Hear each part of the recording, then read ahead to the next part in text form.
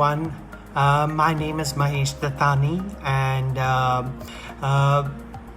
it's really an honor and a privilege to be here on this platform organized by Coconut Theatre. And I've heard some of the talks, and I'm not sure whether what I have to say, it's such a specific subject, whether it'll be of interest to you, but here goes. What is it about the theatre that interests us? Why do we do theatre? Let's begin with the simplest of questions as to why do we do theatre.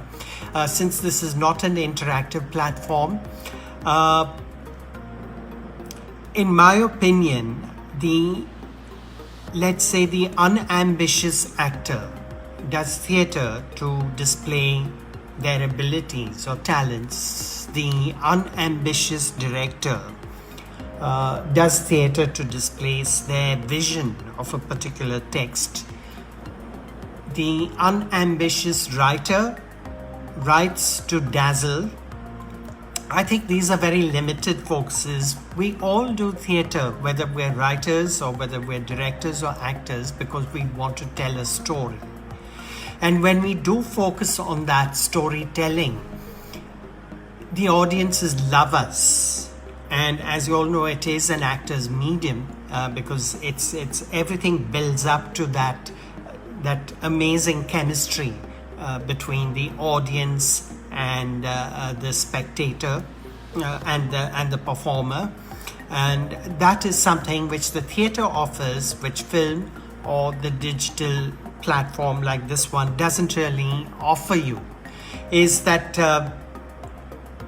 for example, in film, once the film is shot, the actor is dead, because then the director takes over and furthers their vision through the editing process and the background score process, and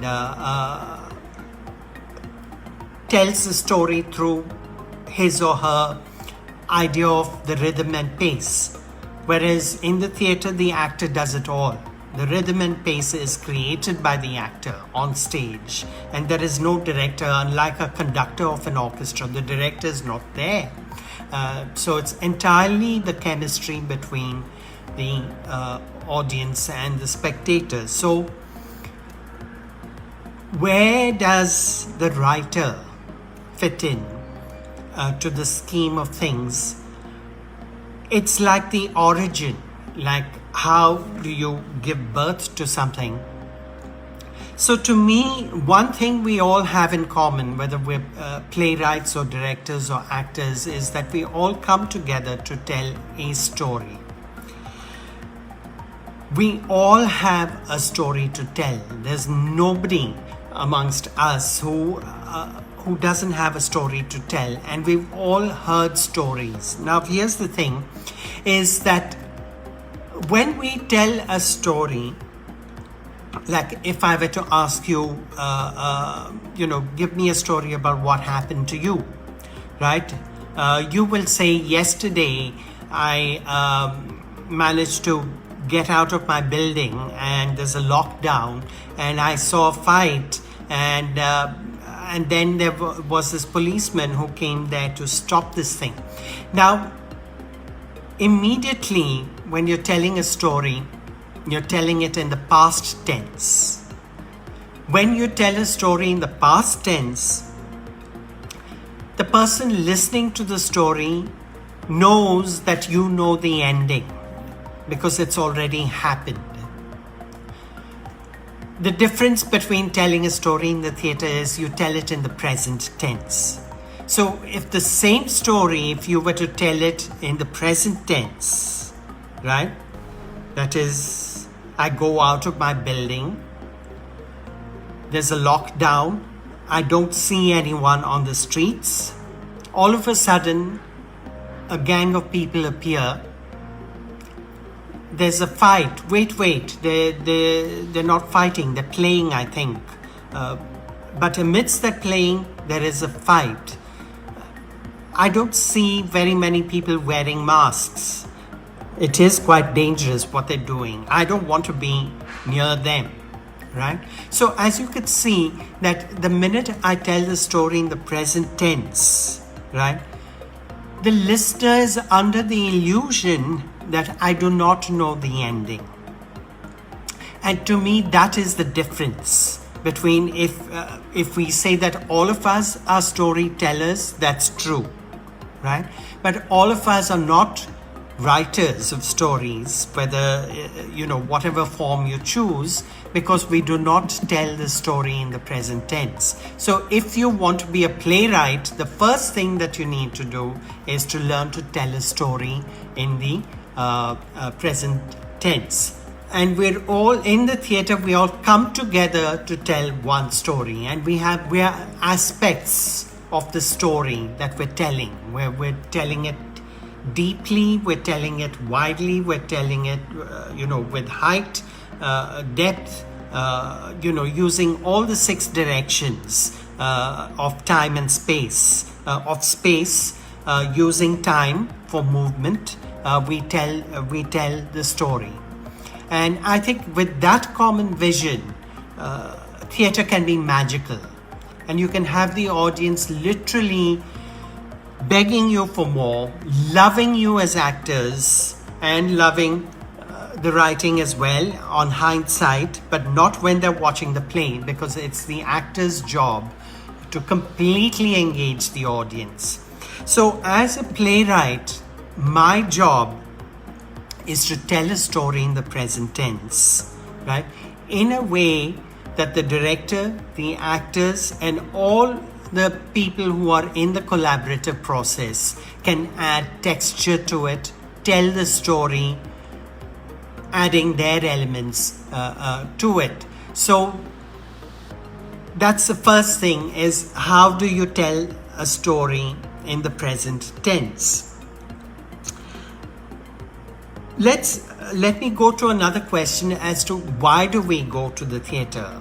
We've addressed why do we do theater. Now, why do we go to the theater?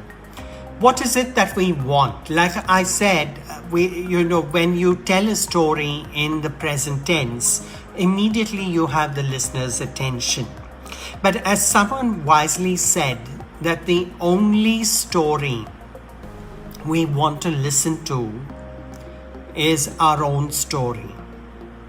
Just think about it. What do we mean by our own story? Is that somewhere the stories that we hear or see have to reflect our own lives and the unwritten, sometimes unspoken, sometimes unthought of stories, our own stories. So in that sense, there are the polarities. One is that if as a playwright, I feel I want to tell a story, it's a very personal story, and it is about me, right? And on the other hand, you have, I'm going to tell a story, I'm going to write a play that's going to sort of kick ass and beat all other stories, and it's going to just make the audiences gasp in wonderment at the power of my story. So you have these polarities. One is the very personal story that may or may not reach out, and the other is this very sales anxious story, right? There is this misnomer that if you do comedies, the audiences would accept the story. Again, the focus is very completely outward. So what do we need? We need to tell our story, but we have to make it appear that it is the story of the audience who are listening to it. So therein lies the craft. It's my story, but I have to make it yours. And there is a whole world of dramaturgy, of craft involved with that. Of course, I'm not going to get into too many details, because a lot of it is are things that I gained with personal experience, more which is more useful to me than all the how to write a play or how to write a screenplay, which is good because it helps you sort of find a frame of reference to your experience. But basically, it is all about writing. If you want to write, and now is a good time to think about it if you're not a writer, and since there are so many actors and theatre people who are tuning in to listen to this,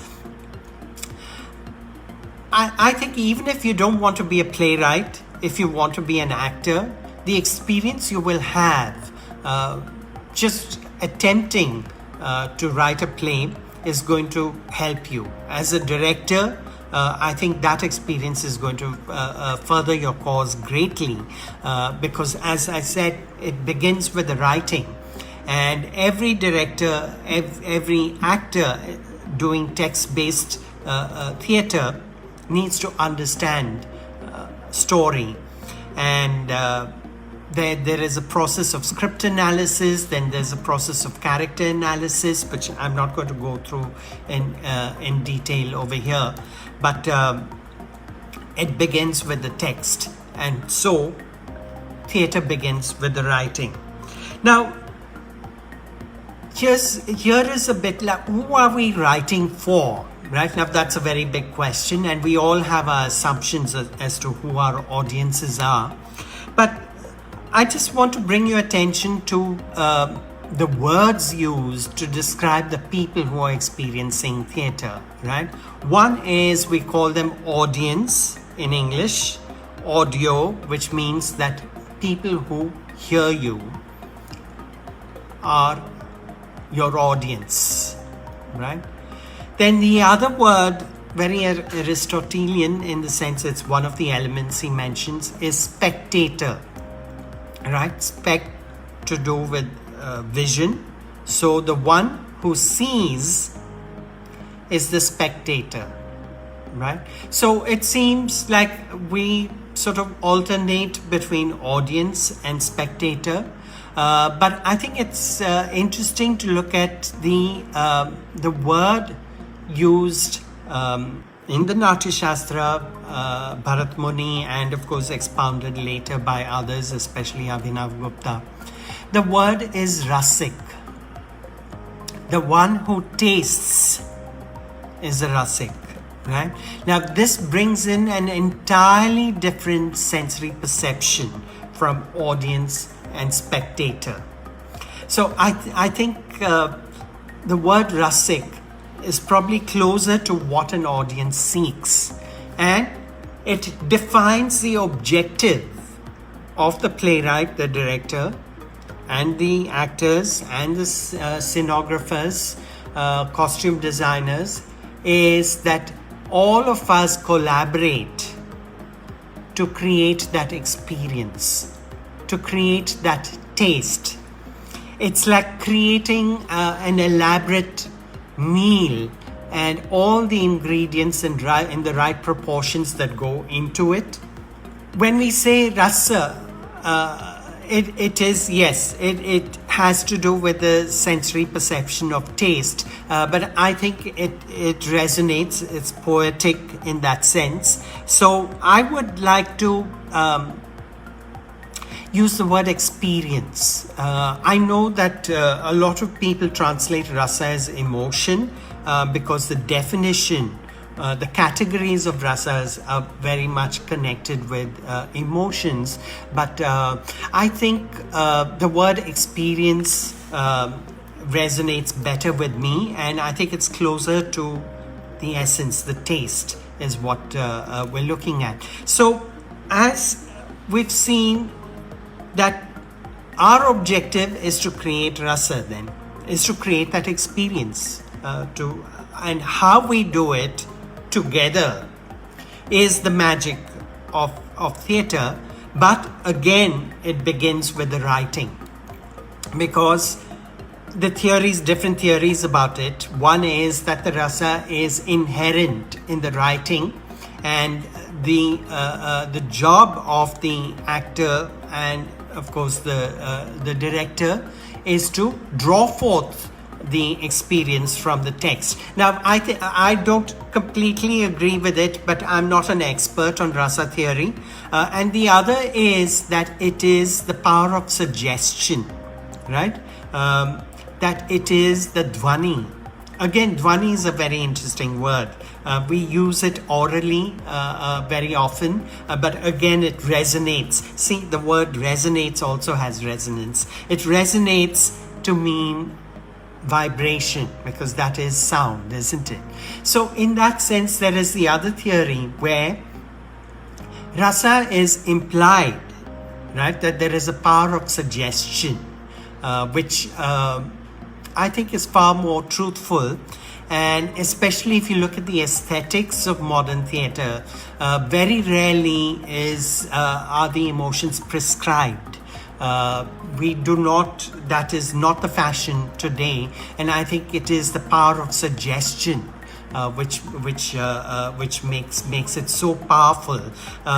When I was doing a play by Lorca, I did an adaptation of the Yerma and then later Blood Wedding, and set it completely in an Indian ethos. I studied about the Spanish concept of duende in the theatre, and that is to do with that which is not seen and that which is not heard, and yet it exists, right? I think that the theory of rasa, again, I'm not an expert, so again, how then in your writing or in your directing do you either generate or allow the rasa to manifest?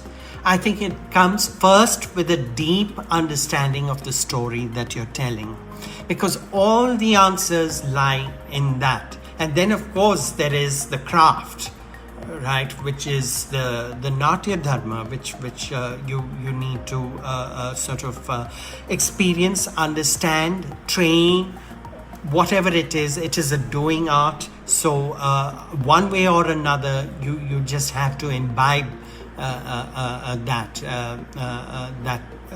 process. So as a writer, what do I focus on? I do not focus on this larger objective, because I just feel I'm too small a person to do that, and I'm not entirely sure I want to do it. So now I'm talking about experience, not about theory. What I feel has helped me with the writing, because I see my writing through the production process, even if somebody else is directing it, and as a witness, not as a participant, when somebody else is directing it. And I see that so much is about trust, that you need to trust your director, trust the actors to breathe life. So which means there has to be enough space in your writing for the breath that comes in, because it's the breath that's going to make your play. And we write plays to be performed, right? Yes, of course, a lot of it is very prescriptive, but there are enough theories and criticisms about rasa theory that have come after that by very well-known dramatists, which are just as important. And I can tell you, having studied Bharatnatyam, that the concept of rasa is hugely important today, especially because we are in the age of consumerism, which may not be a bad thing, but I think we sometimes write, we sometimes produce, we sometimes direct to be consumed, right? And I think the consumption comes later, much later. You have to trust whatever you do to be consumed. But I think you create something. That you create, you want to breathe life into something that lives, because that's what makes theatre exciting, is that it has breath in it. And it's the same air that we share with our audience, which is why we are in a crisis today, because we do not trust that air anymore.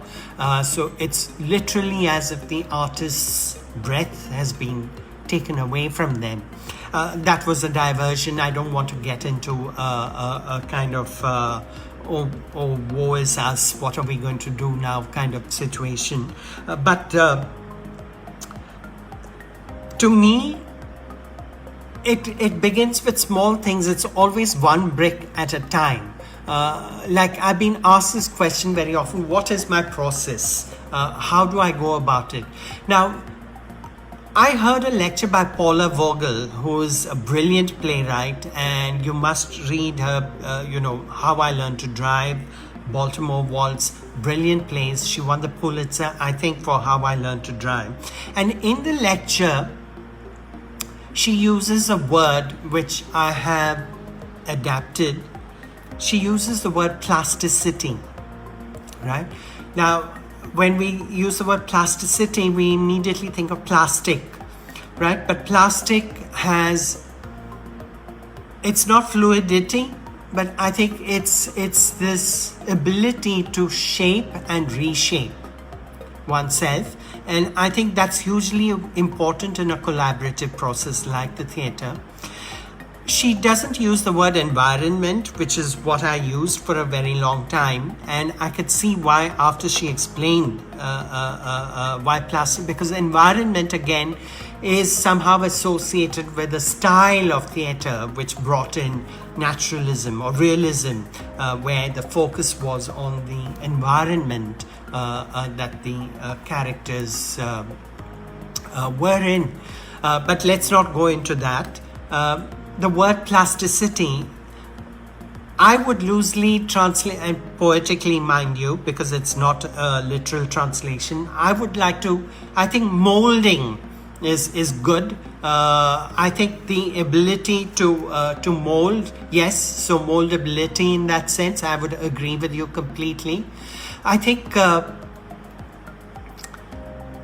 would use the word relationship, right? I'll tell you why. Because any relationship, man, woman, man, woman, woman, parent, child, whatever, is that if the element of plasticity is not present, there is no relationship in that sense. Then there is dominance and there is submission, right? So if we're coming from the present tense, and again, I'm using the word present in the technical way that Patsy Rodenberg uses in her book, The Second Circle. I would strongly recommend you to read that. All theatre practitioners should read it. Is that this, in the present, there's equality. It is possible to have a relationship only in the present tense. And that is why the greatest of plays are about strong relationships, because it's happening in the present. Superiority is an energy of the past, right?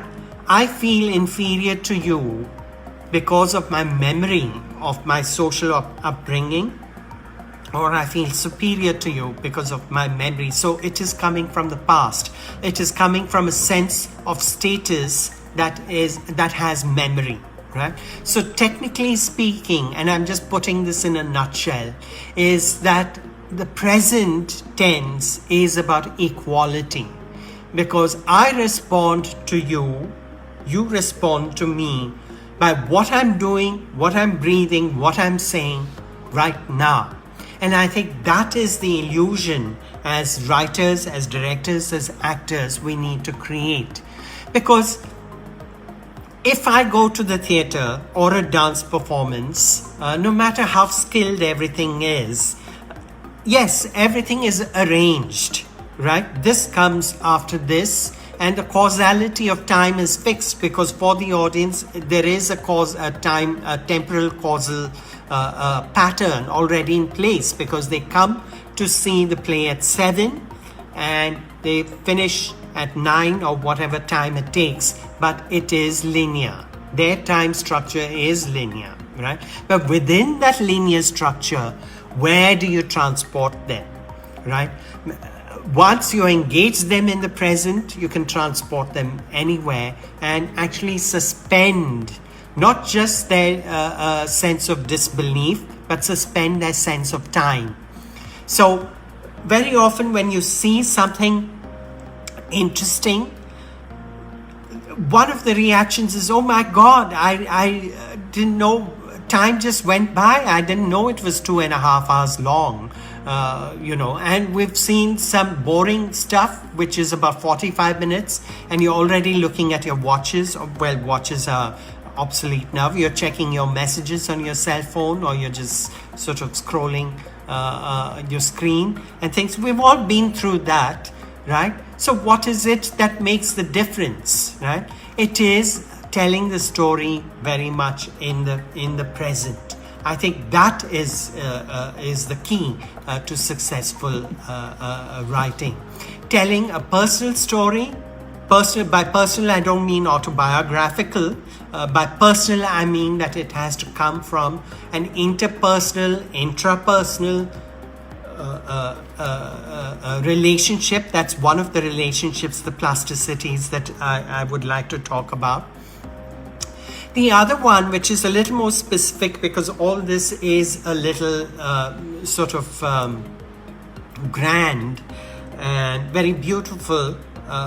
Not all of it, they're not all my thoughts. I'm just sort of collating things that I've learned from my experience. But here I come to what I do, is my first relationship, apart from the relationship with my imagination, is the plasticity I have with my writing environment, right?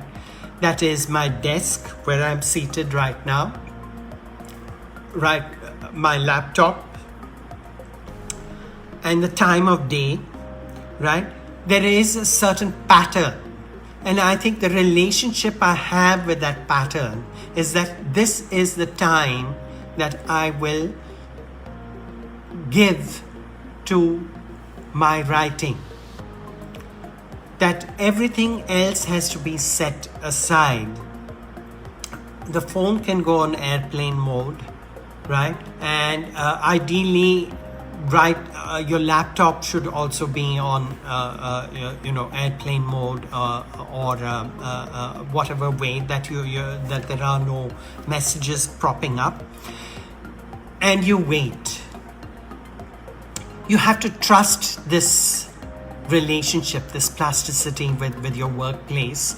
Again, I was listening to a TED talk, just to sort of highlight what I'm saying, is that one of these, this writer said something which has stayed with me, and I believe in this, and I'm going to infect you with this. She said that this waiting for something to happen, it's like waiting for the genius to come and visit you, right? Now, here's an interesting thing. We say that person is a genius, right? It's wrong. What you need to say is, she has genius, or I have genius, right? The genius visits you. The genius visits everyone. The word genius, genie, have similar roots. So you wait for the genius to arrive, and the genius will arrive. Trust it. And if you're not prepared, if you're not waiting, and if you're not there to receive the genius, it's going to go elsewhere, which is fine, because it may visit another writer or a playwright or a poet, and maybe that person is going to come up with genius, right? But the other relationships, plasticity with the play world, that is the world of your story, the plasticity of the stage, right? The plasticity with the audience, with your directors, with your actors, so on and so forth. But let that not, ultimately it just comes down to you sitting down in a space and beginning to write. And now is a very, very good time to do it, where you have the time and you don't have the excuse. Believe me, it's going to change things for you, even if you don't want to be a playwright, but if you want to be an actor, or a costume designer, or whatever it is that your profession attracts, that you find attracted to, I think it begins with the writing. So thank you all. It's been wonderful chatting with you. Thank you, Coconut Theatre. This has been a wonderful experience. Thank you, all of you. Thank you so much.